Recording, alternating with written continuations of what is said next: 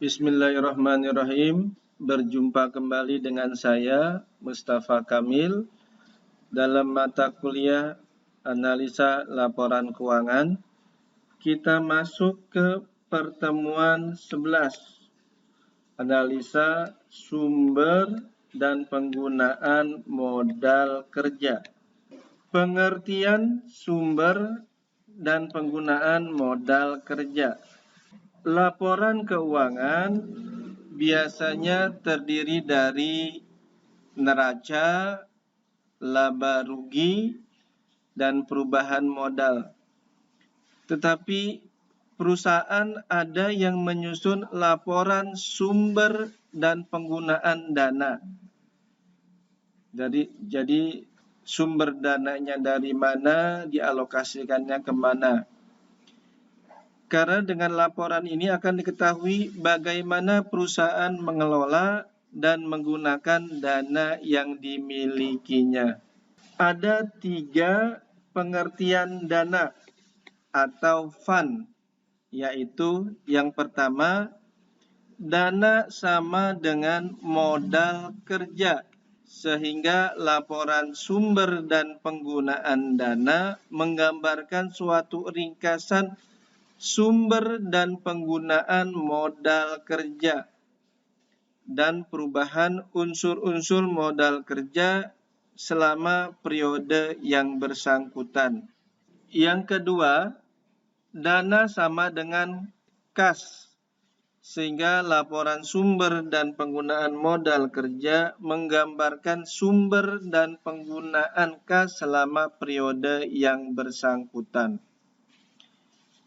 Yang ketiga, dana sebagai net monetary asset, yaitu kas dan aktiva lain yang mempunyai sifat sama dengan kas. Sifat kas apa sih? Mudah dicairkan sewaktu-waktu. Nah, aktiva lainnya yang sama dengan kas yaitu tabungan, rekening giro. Definisi modal kerja.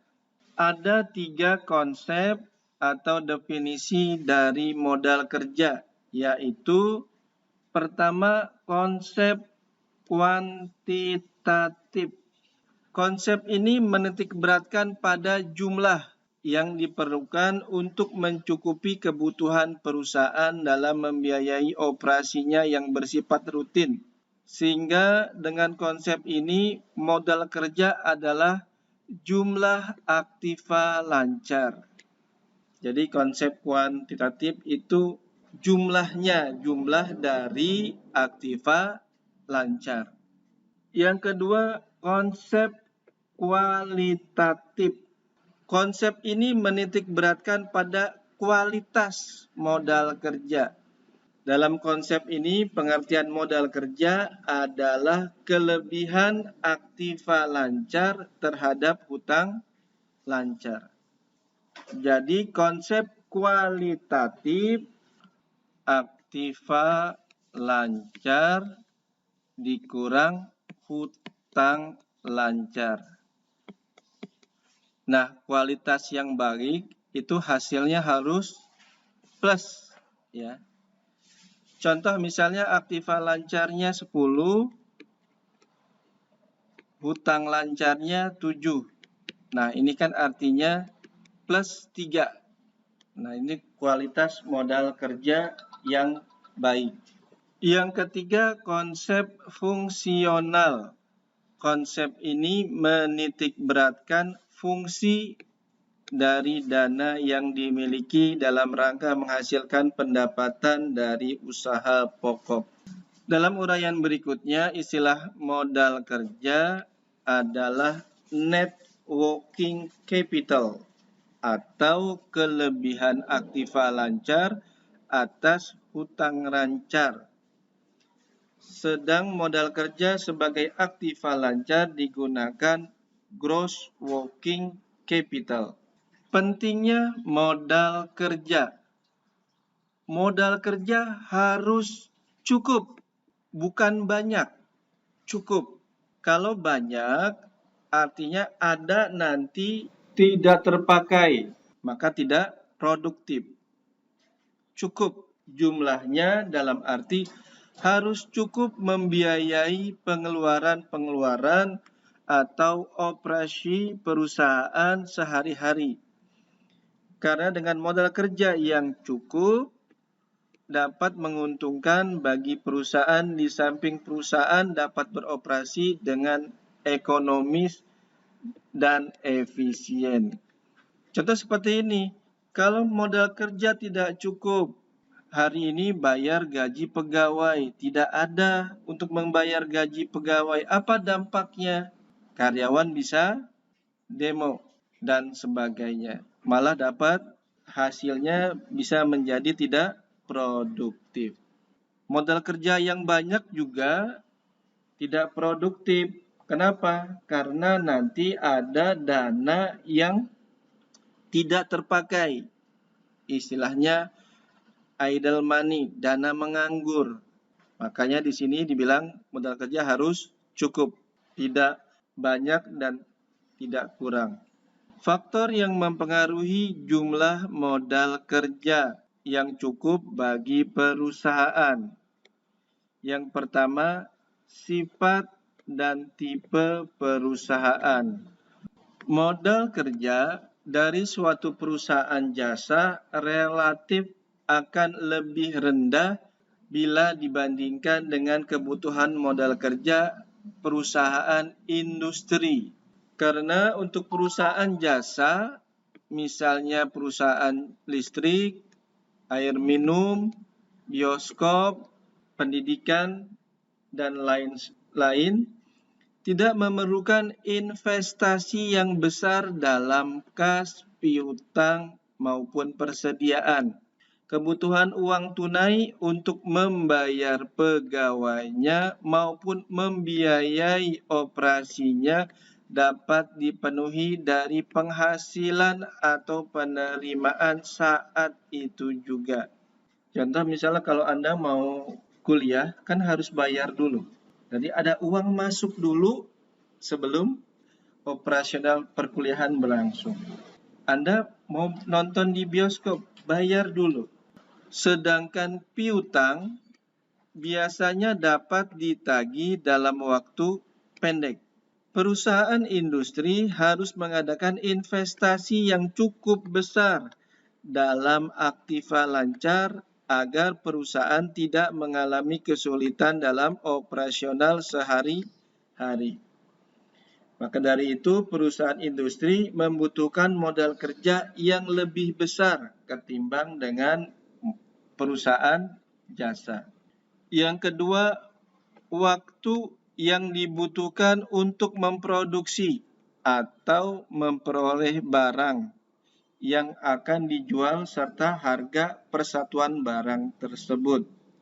Waktu yang dibutuhkan untuk memproduksi atau memperoleh barang yang akan dijual serta harga persatuan dari barang tersebut. Makin panjang waktu yang dibutuhkan untuk memproduksi atau memperoleh barang tersebut, maka makin besar pula modal kerja yang dibutuhkan. Jadi semakin panjang waktu berproduksi, semakin besar pula modal kerjanya. Ketiga, syarat pembelian bahan atau barang dagangan.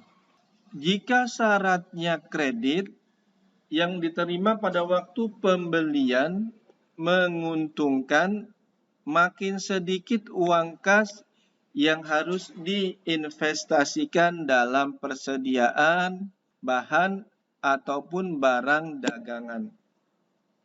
Sebaiknya bila pembayaran atas bahan atau barang yang dibeli tersebut harus dilakukan dalam jangka waktu pendek, maka uang kas yang diperlukan untuk membiayai persediaan semakin besar pula.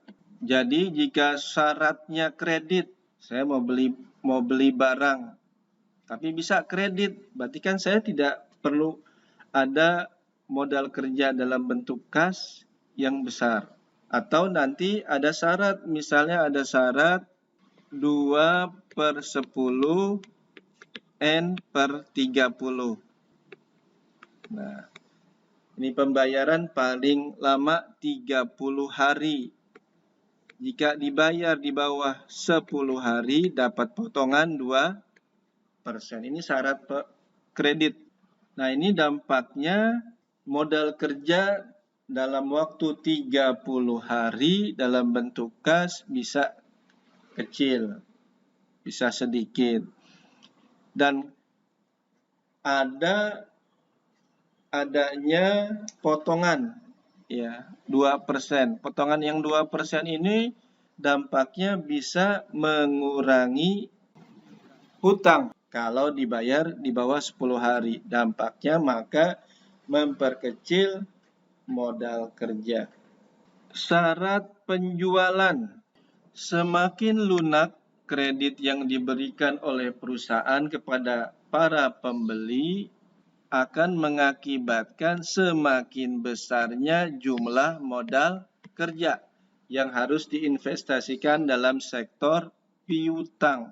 Untuk memperendah dan memperkecil jumlah modal kerja yang harus diinvestasikan dalam piutang, dan untuk memperkecil resiko adanya piutang yang tak dapat ditagih, sebaiknya perusahaan memberikan potongan tunai kepada para pembeli. Karena dengan demikian, para pembeli akan tertarik untuk segera membayar hutangnya dalam periode diskonto tersebut. Kalau saya menjual barang, saya bilang boleh ambil dulu deh barangnya. Silakan ambil dulu barangnya. Nanti bayarnya kapan saja boleh. Maka modal kerja dalam piutang saya semakin besar. Maka untuk memperkecilnya, saya bisa tadi menggunakan syarat seperti yang tadi di atas, misalnya 2/10 N per 30 misalnya, seperti ini. Nah, ini tujuannya apa? Agar supaya yang pertama memperkecil resiko piutang, ya. Sehingga konsumen akan merasa, oh kalau saya membayar di bawah 10 hari mendapat potongan 2%. Nah, maka konsumen yang ada uangnya dia mempercepat untuk membayar untuk mendapatkan potongan. Resiko piutang apa? Di antaranya tidak dapat dibayar. Karena penyebabnya apa? Debiturnya meninggal, debiturnya bangkrut, debiturnya kabur, dan sebagainya. Yang kelima, tingkat perputaran persediaan. Tingkat perputaran persediaan menunjukkan beberapa kali persediaan tersebut diganti dalam arti dibeli dan dijual kembali. Semakin tinggi tingkat perputaran persediaan tersebut, maka jumlah modal kerja yang dibutuhkan, terutama yang harus diinvestasikan dalam persediaan, semakin rendah. Untuk dapat mencapai tingkat perputaran yang tinggi, maka harus diadakan perencanaan dan pengawasan persediaan secara teratur dan efisien. Semakin cepat dan semakin tinggi tingkat perputaran akan memperkecil resiko terhadap kerugian yang disebabkan karena penurunan harga atau perubahan selera konsumen. Di samping ini akan menghemat ongkos penyimpanan dan pemeliharaan terhadap persediaan tersebut. Sumber modal kerja. Pada dasarnya modal kerja dibagi dua, yaitu bagian yang tetap, yaitu jumlah minimum yang harus tersedia agar perusahaan dapat berjalan dengan lancar tanpa kesulitan keuangan. Contoh yang gampang seperti ini, saya misalnya mahasiswa, saya dari rumah ke kampus itu menggunakan sekali naik angkot, berarti 2 kali pulang pergi. Sekali naik angkot misalnya bayarnya 5.000. Berarti saya harus bayar angkot 10.000. Nah, kalau saya mau ke kampus, minimum saya harus punya uang 10.000. Nah, agar saya tidak mengalami kesulitan. Soal apa? Misalnya saya punya uang 7.000, saya bisa berangkat ke kampus, pulangnya bagaimana? Ya, tinggal 2.000. Ya, seperti itu. Itu jumlah minimum yang harus tersedia. Nanti yang kedua, jumlah modal kerja yang variabel, yang jumlahnya tergantung aktivitas musiman dan kebutuhan di luar aktivitas biasa.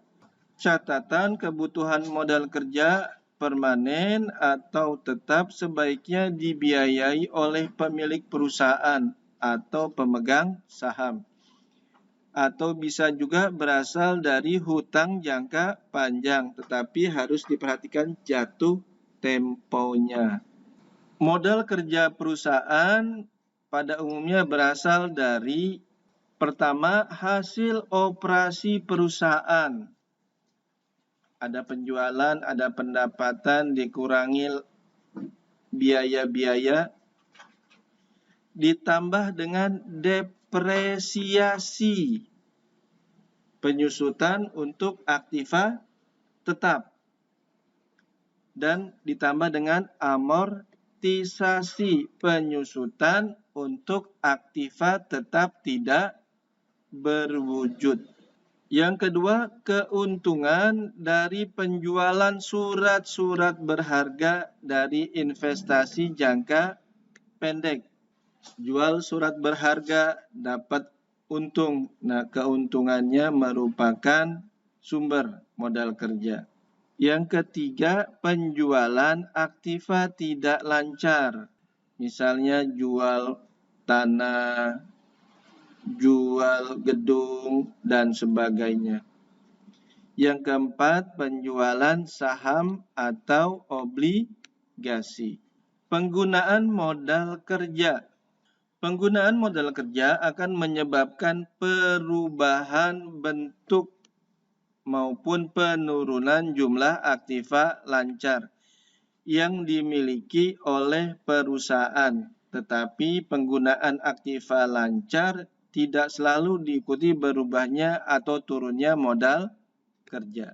Penggunaan aktiva lancar yang mengakibatkan turunnya modal kerja.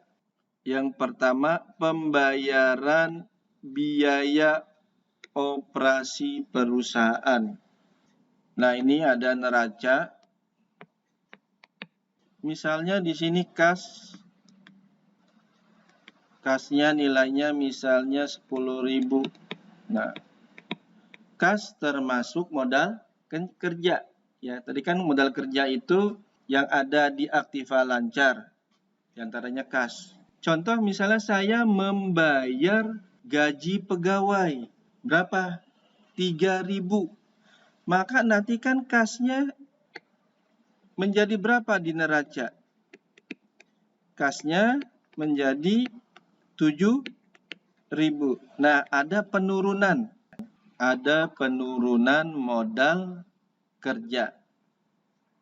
Dari 10.000 ke 7.000. Turunnya berapa? 3.000. Kedua, kerugian karena adanya penjualan surat berharga atau kerugian insidentil lainnya. Misalnya, ini neraca. Ya. Saya punya surat berharga yang ada di aktiva lancar. Ini aktiva lancar, ada surat berharga. Nilainya misalnya 10. Saya jual nih surat berharga. Nggak taunya lakunya 8. Lakunya 8. Maka nanti di sini yang ada di neraca, kasnya bertambah. Ya, kasnya bertambah berapa? 8. Tetapi surat berharganya berkurang 10. Nah, berarti di modal kerja ada penurunan modal kerja. Selanjutnya adanya pembentukan dana atau pemisahan aktiva lancar untuk tujuan jangka panjang. Contoh misalnya di sini ini neraca ada kas nilainya 10. Kas termasuk aktiva lancar. Nggak taunya 3-nya saya membelikan surat berharga jangka panjang. Nah, kalau surat berharga jangka panjang tidak masuk aktiva lancar. Kalau di sini aktiva lancar misalnya nanti di sini nanti ada piutang, persediaan dan sebagainya. Di sini jumlah dari aktiva lancar. Total aktiva lancar di sininya ya. Nah, tadi surat-surat berharga jangka panjang letaknya di sini nanti investasi. Misal tadi saya beli investasinya berapa? Misalnya belinya 2 ya. 2. Jadi kan nantinya di kasnya yang tadinya 10 menjadi berapa? Tinggal 8 ya. Nanti ini tinggal 8. Kalau nanti di sini misalnya di sini neraca yang baru, nanti kasnya tinggal berapa? Tinggal 8. Nah, berarti ada penurunan modal kerja. Adanya pembelian aktiva tetap, investasi jangka panjang atau aktiva lancar lainnya. Misal ini neraca aktiva lancar.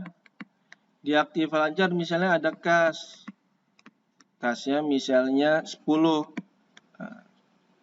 Sini ada piutang dan sebagainya. Nah, dari kas misalnya beli mobil. Harga mobil misalnya 3.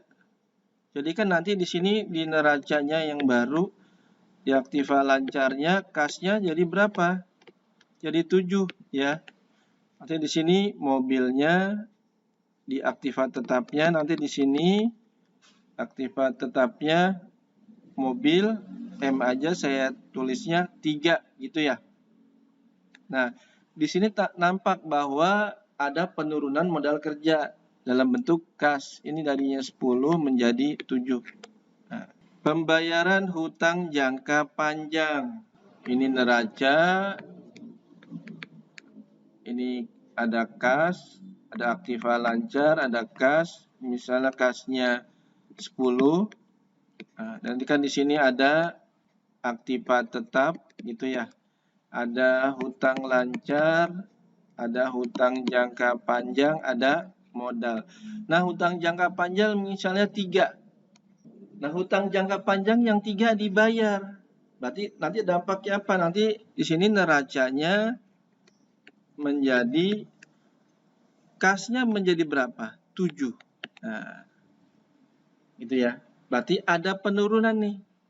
Dari 10 menjadi 7 karena tadi pembayaran hutang jangka panjang. Pengambilan prive oleh pemilik. Sama tadi ya. Untuk pengambilan prive otomatis nanti kasnya juga berkurang. Jadi ada penurunan modal kerja.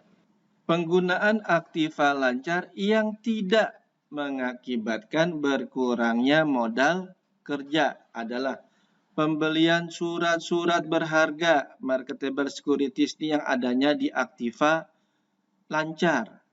Contoh seperti ini. Contoh, ini neraca.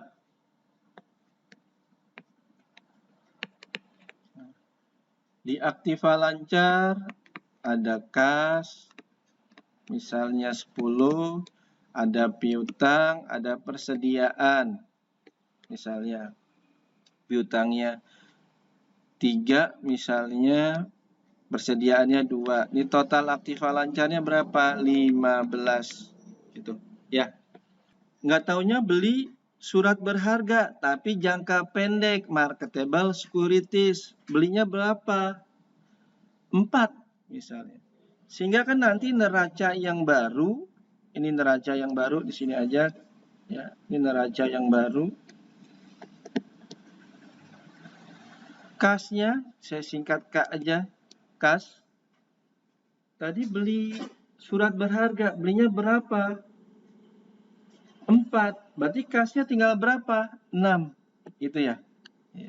Lalu surat-surat berharganya 4. Piutangnya 3, persediaannya 2. Ini kita totalkan. 6 tambah 4, 10, tambah 3 tambah 2, 15. Nah, ini artinya tetap. Ya. Pembelian surat berharga yang tidak mengakibatkan menurunnya modal kerja. Tetap dia. Jumlah modal kerja tetap. Ya. Kan tadi modal kerja secara kuantitatif total dari aktiva lancar. Pembelian barang dagangan atau bahan secara tunai. Nah, contoh di sini ini neraca, ada kas, ya saya singkat K aja 10. Ada piutang, piutangnya misalnya 3. Ada persediaan, saya singkat aja PS 2. Total aktiva lancarnya berapa? 15. Saya beli persediaan nih. Beli persediaan, belinya 5. Berarti nanti neraca yang baru, di neraca yang baru, ini neraca yang baru. Kalau saya beli persediaan 5, berarti kasnya tinggal berapa? 5. Nah, gitu. Piutangnya tetap 3. Persediaannya jadi berapa? Tadi kan saya adanya awalnya 2, beli 5, jadi 7. Nah, totalnya berapa di sini? 15.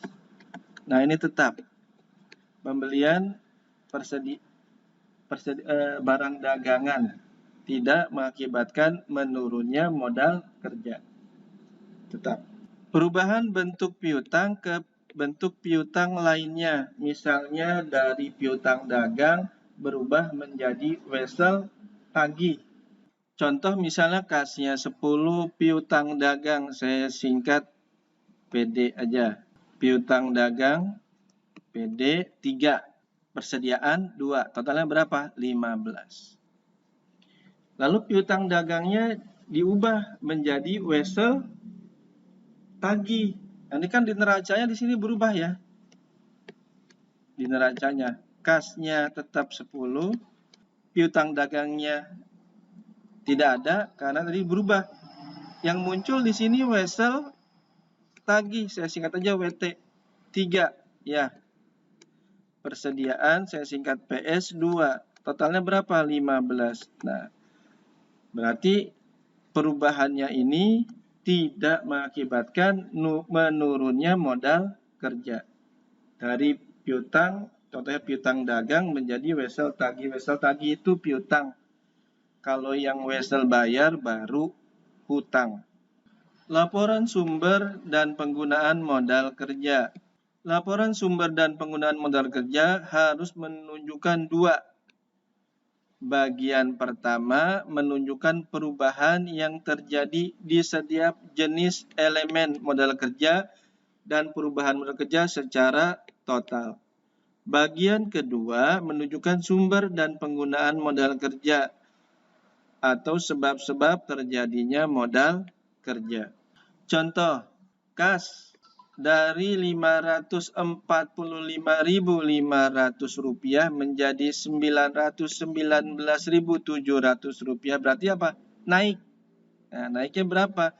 Rp374.200. Piutang dagang tahun 77 Rp1.324.200. Tahun 78 Rp1.612.800. Berarti ada kenaikan. Berapa kenaikannya? Rp288.600. Tinggal dihitung aja selisihnya, tahun 78 dikurangi 77. Piutang wesel dari 500.000 menjadi 250.000, berarti penurunan. 250.000. Kita tandai bintang untuk yang menurun. Persediaan dari 951.200 menjadi 1.056.500 rupiah. Berarti ada kenaikan 105.300. Persekot biaya dari 46.000 menjadi 37.000. Nah, berarti ada penurunan. Nah, di sini seharusnya dikasih tanda bintang ya. Ada tanda bintang di sininya. Nah, kasih tanda bintang di 9.000-nya. Penurunan 9.000. Tanah dari 200.000 menjadi tahun 78 tetap 200.000, tidak ada naik dan tidak turun. Gedung 1.600.000 menjadi 2 juta, ada kenaikan 400.000. Alat kantor 700.000 menjadi 850.000, ada kenaikan 150.000. Nah, ini juga sama. Laporan perubahan modal kerja yang Anda pindahkan ke sini hanya perkiraan yang ada di aktiva lancar dan perkiraan yang ada di hutang lancar. Semua perkiraannya untuk 2 periode dipindahkan. Lalu dilihat naik turunnya modal kerja.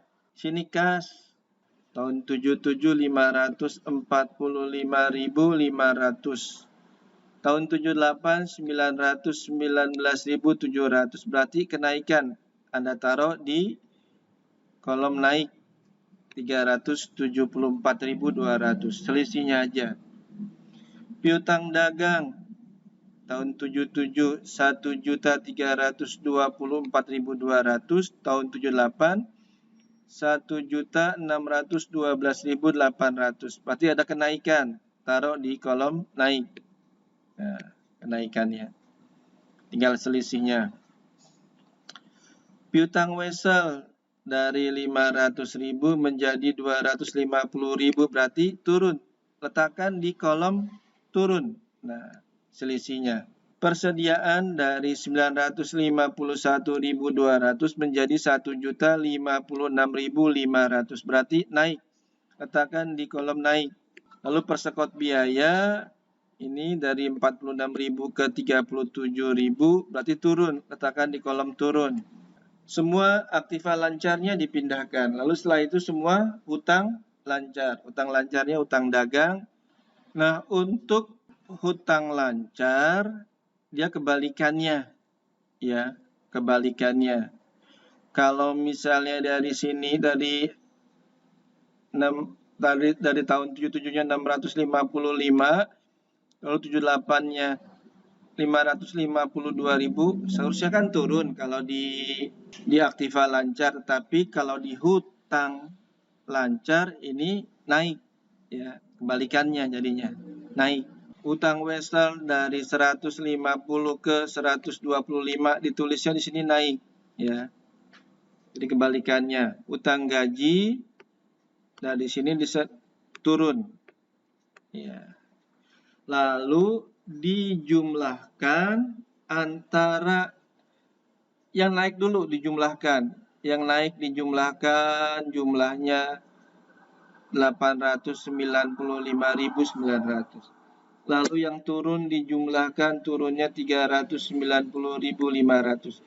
Nah, selisihnya 895.900 dikurang 390.500, 505.400. Bila naiknya lebih besar, maka nanti keterangannya kenaikan modal kerja. Di sini naiknya lebih besar. Dari itu turunnya naiknya 895.900, turunnya 390.500. Berarti ditulisnya kenaikan modal kerja. Setelah itu dijumlahkan untuk seimbang. Nah, ini sumbernya, ya, sumbernya dari laba 521.900. Lalu dari depresiasi 83 ditambahkan jadi 605.400. Terus dari penjualan saham 600.000. Nah, ditotalkan 1.205.400. Penggunaannya apa? Pembelian gedung, pembelian alat kantor, pembayaran hutang ini dijumlahkan 700, sumber dan penggunaan dikurangkan, akhirnya kenaikan 505.400. Ya, terima kasih.